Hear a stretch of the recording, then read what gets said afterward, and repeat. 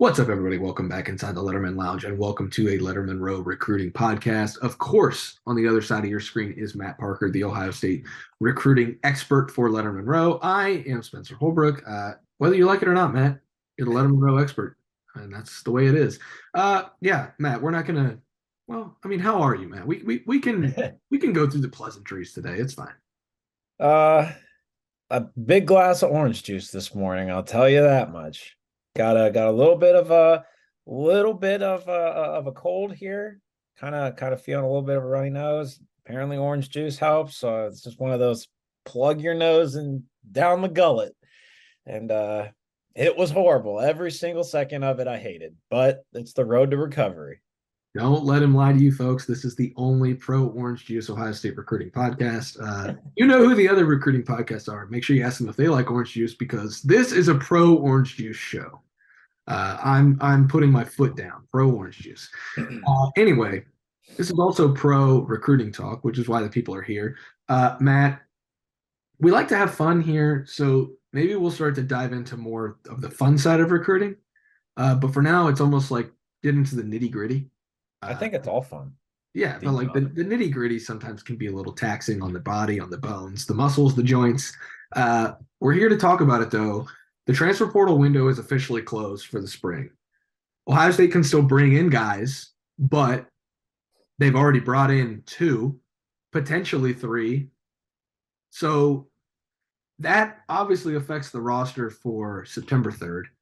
Does it affect the roster for the second week of December at the early signing period? Still to be seen. But we're going to talk a little bit about what the transfer portal window, things like that, say about Ohio State recruiting for the 2024 cycle, maybe even this 2025 cycle. And that's where we begin. I think you'd like to begin on the offensive line. The Buckeyes brought in Josh Simmons, a class of 2021 tackle from San Diego State, still has 3 years of eligibility remaining for the Buckeyes. Started last year at right tackle for San Diego State.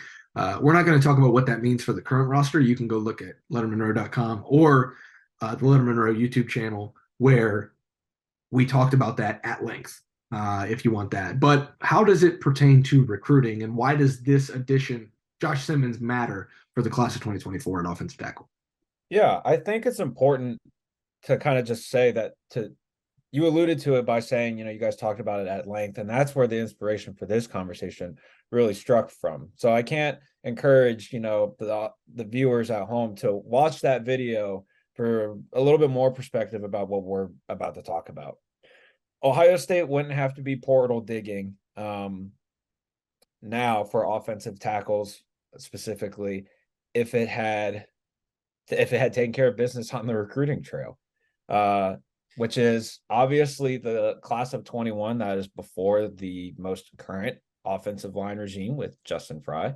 But it's worth noting how important, especially now with the transfer portal being as big as it is, how important it is to get guys that you think are going to work, that guys that are going to fit, that you have a lot of faith and confidence and that they can do it and everything like that.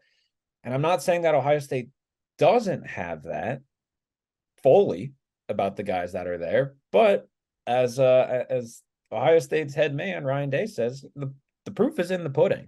And there were 15 spring practices where Ohio State, specifically, Ryan Day, Justin Fry, I'd assume Brian Hartline, being the offensive coordinator, also had maybe some thoughts about his offensive line. And what is there is not enough to feel confident going into training camp in August. And how that relates to the 2024 cycle is, look, Ohio State already has 4 offensive line commits. 3 of them are from Ohio, and 1 of them is from Indiana. That's about as locked in as you can get with commits, especially offensive linemen, because there are not too many flips and decommits of offensive linemen. That's just not how those guys work. Yeah. They commit first. They hate the recruiting process once it's over with. Like for them, that's the majority. Obviously, there are some that like to play it out, so on and so forth. But it just gives Ohio State more of what it wants to do with this 2024 class, which is it got its in-state and regional targets. And now I can swing big. It can swing big nationally and be like, look, we don't want to have to go to the portal to find guys. We don't want to have to, we want to bring guys in. That's what this is about. That's what recruiting is about. We want to recruit you at the high school level, bring you into our system, and eventually watch you, with any luck, become, a first team All-American. Watch you become the number 6 overall pick, like Paris Johnson Jr. just was actually a week ago, because today's Thursday, right? It We're is. recording this on Thursday. I'm not sure when this is going to go out, but a week ago today, Thursday, Paris Johnson Jr. was number 6 off the board, and is an offensive tackle from Ohio State. So I just think all of these things that Ohio State has going for it is, I don't like to use the word failure, because you don't really know how kids are going to turn out once you get them. You can only do so much evaluating things like that. But it's so easy for me to go back and look at the 2023 cycle, where Ohio State, up until signing day in December, was trying to get that offensive tackle.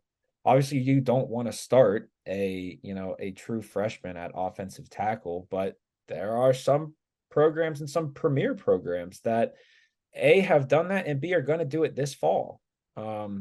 Well, Ohio State is not an exception to that. And I mean, you think if Luke Montgomery was 2 inches taller, he'd be in contention to start as a true freshman, because I do. potentially, like, here's the thing, Matt. Like, you look at the 2023 cycle, it was a premier class for offensive tackles. Caden Proctor, Francis Malgoa. If I'm saying that incorrectly, I'm sorry. Samson Okunlola. Ohio State talked to 2 of those guys at points in their recruitments. They were out on Caden Proctor before Justin Fry even got the job. You don't blame them on that. You don't blame that on Justin Fry at all. Samson Okunlola, the bottom line was it was going to be very hard for him to go to Ohio State based on the circumstances of his recruitment. He ends up in Miami. Francis Malgoa, Samson Okunlola, and Caden Proctor, all 3 may start as true freshmen. This was a very, very good class for offensive tackles.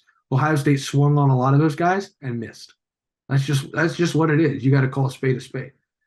In 2024, it is not the same caliber. There were 6 guys in the top 53 last year that were offensive tackles specifically, and that doesn't even include Luke Montgomery, who was in that upper tier, but On3 sees him as an interior guy, and Ohio State sees him as a tackle right now. So technically 7 guys. Right now in the top 53, there are 4 guys. 4. The top tackle right now in the On3 consensus is number 26 in the rankings.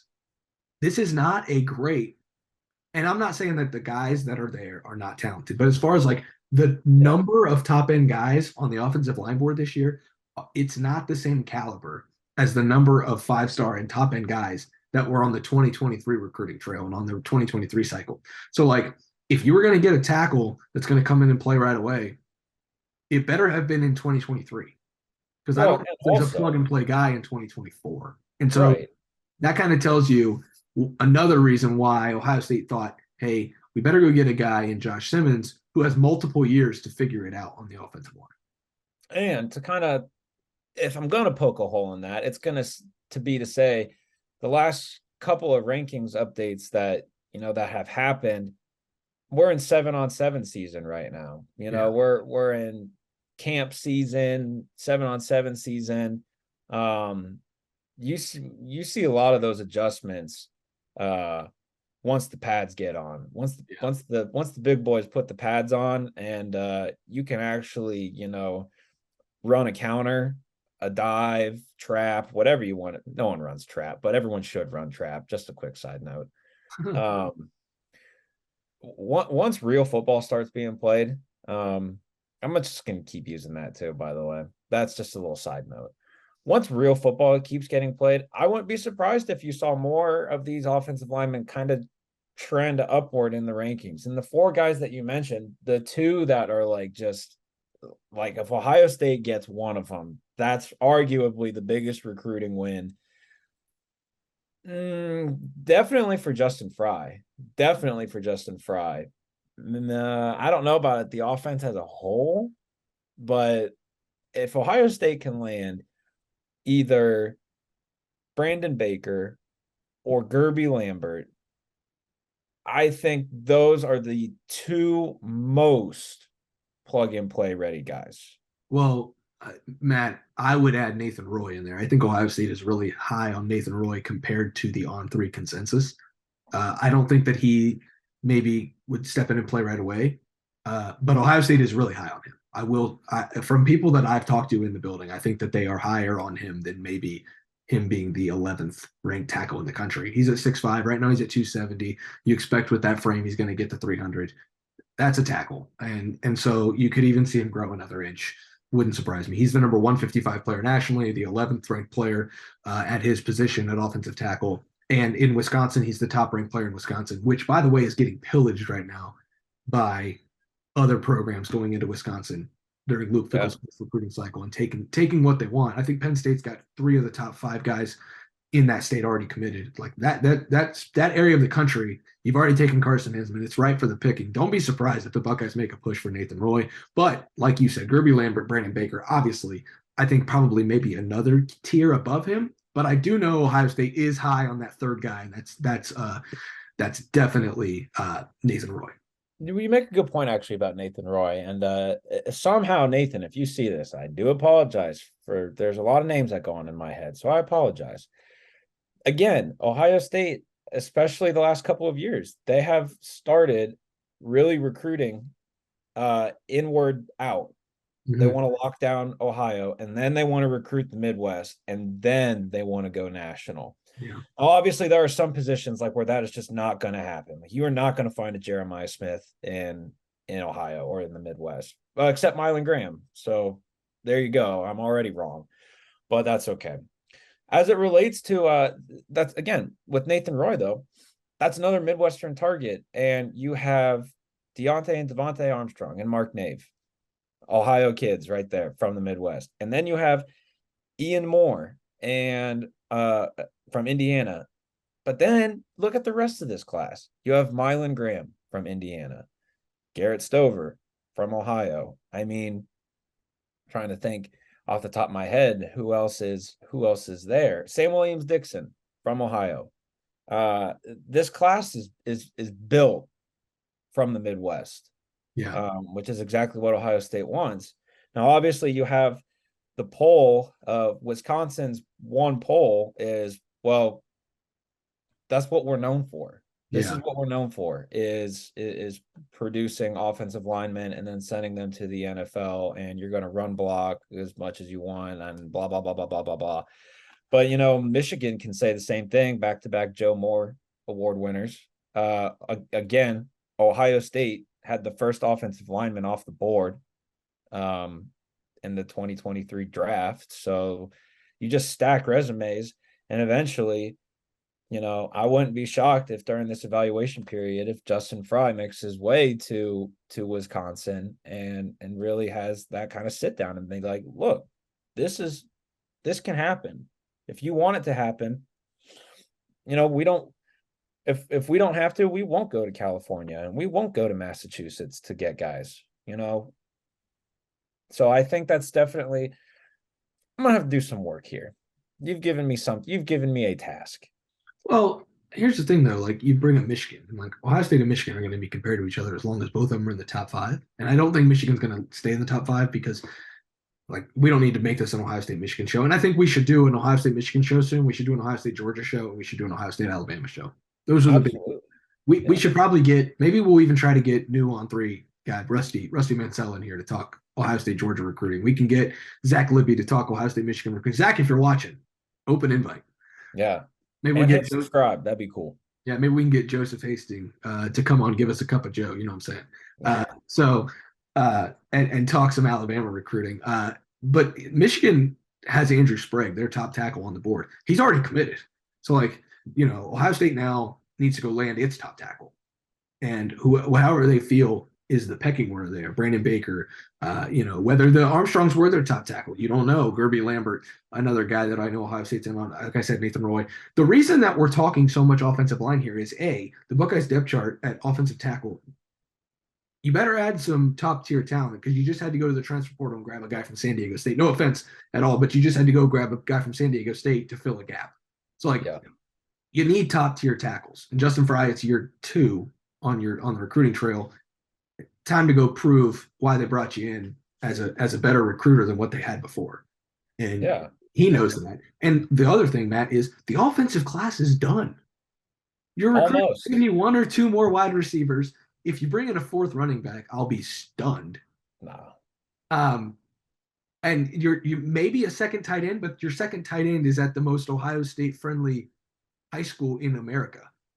This is very So true.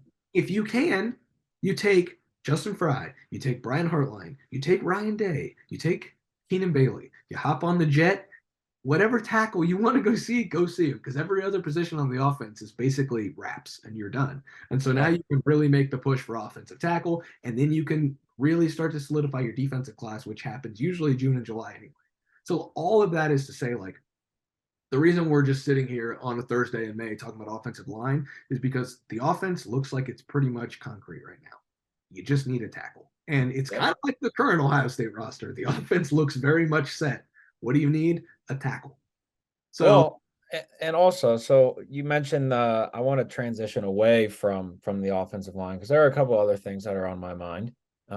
You mentioned the second tight end, which I know Ohio State wants two tight ends in the class. They already have one with Max LeBlanc out of Chattanooga, Tennessee, Baylor School as a 4-star prospect. But yeah, Demarion Witten from Glenville. I think there are a lot of folks in Ohio State circles where it's the question of what are you waiting on? And as everyone knows, Glenville historically likes the kids to wait, more exposure for the program, for other kids to get opportunities, which I think is great. But I also think at the same time, we don't live in that kind of world anymore, you know? And as far as I know, talking to Ohio State sources, they're not holding spots on the offense anymore. They got the guys that were at the top of the board. Um, they're not holding spots, especially at skill positions. They are not holding spots. So it's whoever wants to commit first, whether it is Demarion Witten or it's Walter Matthews out of Hiram, Georgia, or Colton Henrick from what's the school? Cardinal Gibbons down in Fort Lauderdale, which is also the same high school that Keenan Bailey went to. Fun fact. Um, that they're not holding spots. So yeah, well, a little eyebrow raiser there for you, huh, Spence? for sure. And, the same can be said, Matt, about wide receiver. Like, Brian Hartline should never hold spots unless it's for like a Jeremiah Smith or, a Mecca Ibuka when he took it all the way down to I think November or December in Lettermen Row, covered that all the way down there. You hold a spot for a guy like that, but you're not holding a spot for other players. You take the best guy that you can, and so Yeah, like we talk about Damari Witten, we also talk about Jeremiah McClellan. Like if you want in the class, get in the class. I think back to Noah Rogers. Like, hey, we're not really going to hold this spot. Like, you either commit this week or we're hosting Rico Flores. And like that was a very public thing that happened. Like Rico Flores was supposed to visit. Then Noah Rogers committed. Rico Flores doesn't visit. So like that's very obvious what happened there. Like Ohio State's not going to just hold spots for guys. Noah Rogers was a 5-star recruit. Like, yes, I understand Demarion Witten is a 4-star in-state tight end who is really, really talented, but like it's Ohio State. Do you want in the class? And yeah, like these are just kind of like just thoughts that we have right now. So this is a really good show to do. Like we talk about the transfer portal, how it affects offensive line. Now we move into tight end. Like I don't know. People should enjoy this, I think, because this is kind of like us being off the air, but just recording it, right? yeah. I mean, I want to reiterate so no one takes it out of context. Ohio State offensively is not holding spots anymore in this 2024 cycle. Maybe Justin Fry is, maybe, but Well, I and would say Justin Fry is because there are a couple in-state guys who never got offers, and I think we've covered that a little extensively. So well, there's no need to go there, but yes, I I hear what you're saying. Um, But aside from that, now defensively, yes, there are spots that are held, and it's just a matter. But we're not talking about the defense right now. We will do that sometime in another show. Lord knows that we certainly have a lot to talk about the defensive recruiting right now. But going back to the transfer portal and how it affects recruiting, Ohio State, I think now goes from taking 3 wide receivers in the 2024 cycle, and I think now there's room for a 4th, because you look at who left in the portal, right? And then you look at the 99.9% chance that Marvin Harrison Jr. leaves, Emeka 100. Ibuka leaves. 100.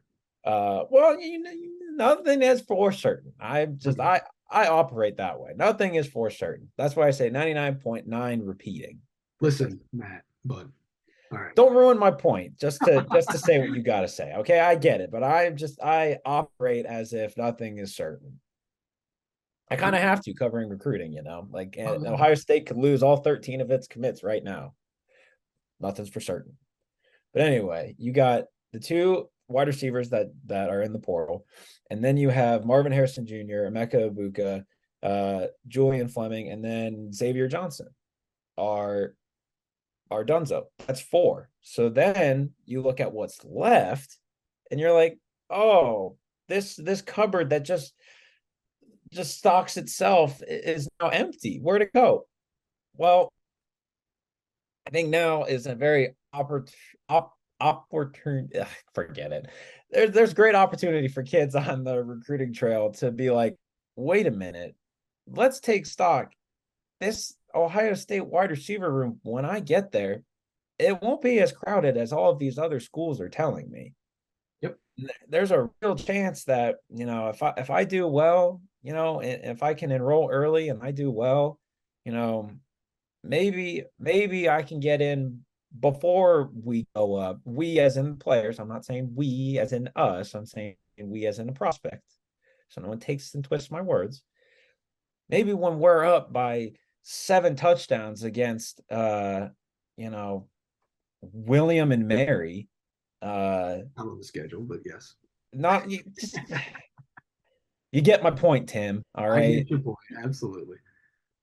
All that to say, I think there's a lot of opportunity for kids on the recruiting trail right now, and for Ohio State to really sell it and be like, look, the reality has changed for us now. And Ohio State is probably one of the very few schools that can, to wide receivers, say, we didn't want you then, but we want you now, and we have the resume to take you to where you want to be. So here we go. Jump on this moving train. And I think names to really watch as it comes down the stretch here. Yeah, Jeremiah McClellan, we already mentioned him. Terrence TJ Moore out of Tampa Catholic down there in Florida. There are a couple of other guys. I wrote about this for lettermenrow.com, reanalyzing the wide receiver board. Elijah Moore out of Good Counsel in the DMV. That's another name that I think is very interesting to watch.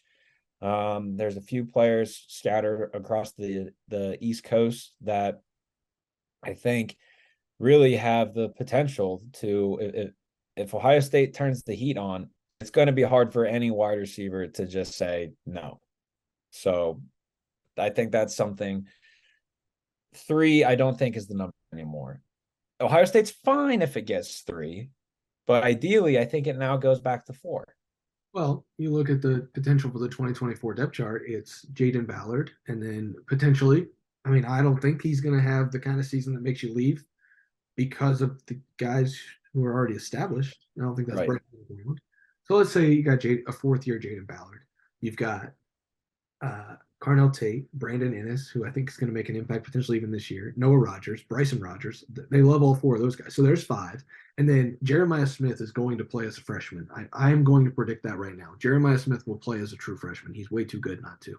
And then, from there, Mylan Graham maybe, but you're talking about a slot guy. You got there's a big responsibility that comes with playing in the slot at Ohio State. And that even makes me hesitate whether Brandon Innes comes in and makes an instant impact. Playing the slot at Ohio State is not for the faint of heart. Like, you have to be like, look at the slot receivers.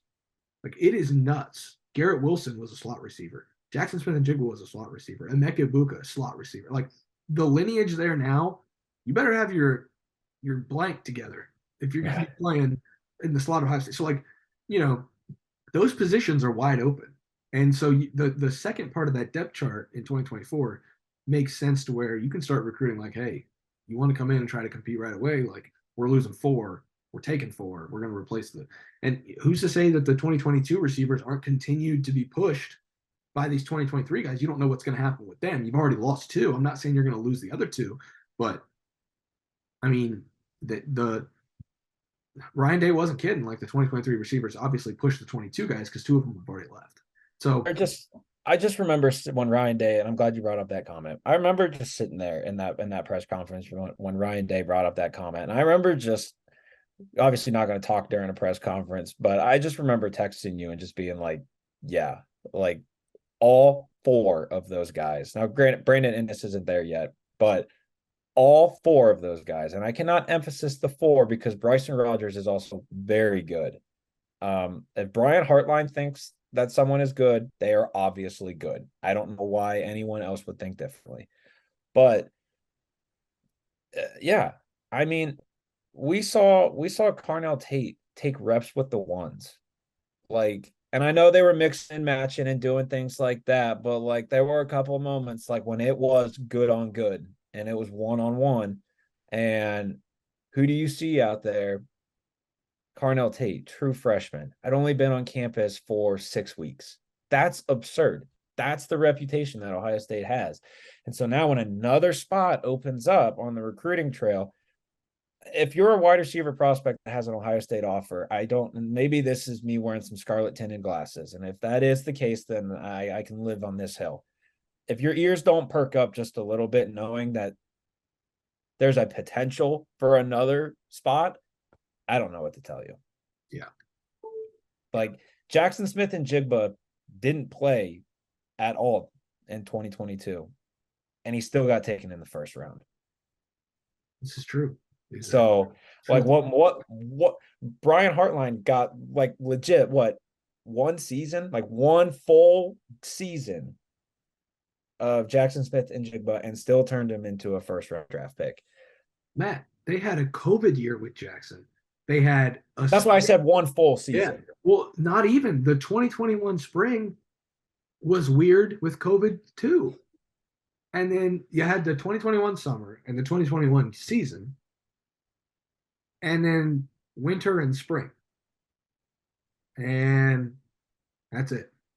Yeah. And you're still the number 20 overall pick in the draft. Like, so like the offense, all of this to say, Matt, Get a Buckeye tackle. is in an incredible spot, Oh, yeah. offensive recruiting. And we could say that every day for the last 3 years, but it doesn't seem like it's been in this good of shape on May 4th, on Star Wars Day, than it is right now. So, like, these are not the offensive players you were looking for. Like, they They those actually guys, are the offensive players they were looking for. yeah, They yeah. actually were.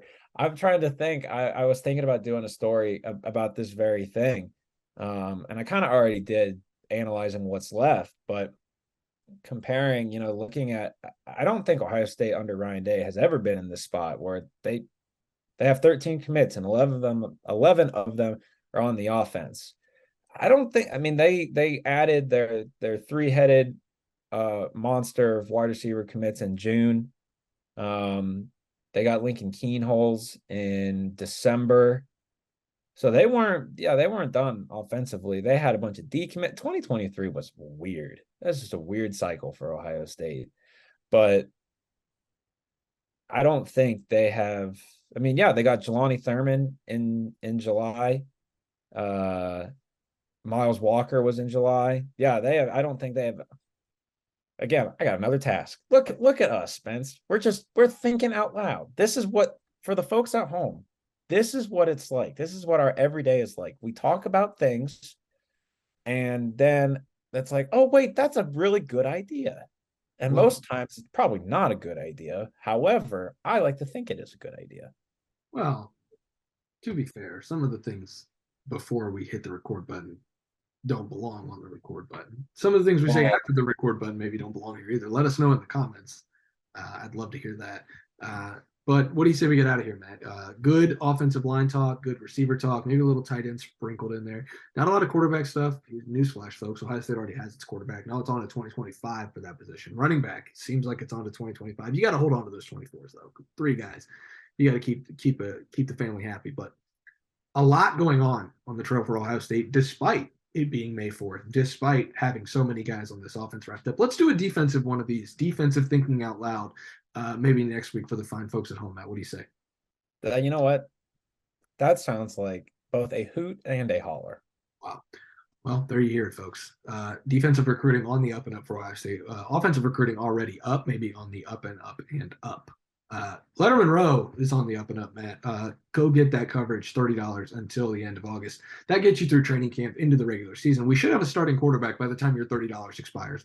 That's like, you load your Starbucks account twice and you've paid for Lettermen Row. I mean, that's great. And you don't even have to have a caffeine high to be on our site. This is already a high enough. Getting this sweet coverage on the recruiting trail from Matt Parker. Team coverage, Andy Backstrom, myself, Tim May, we're all over there at LettermenRow.com. The Lettermen Lounge message board is the place to be for all things Ohio State and recruiting. And the Lettermen Lounge podcast is where we break it all down for everyone. So if you're interested in that, come join us. It is a great time to join Lettermen Row. A lot of momentum there, as well as Ohio State on the recruiting trail as we wrap this thing up. Matt, thanks for talking some recruiting with me. Always appreciate it.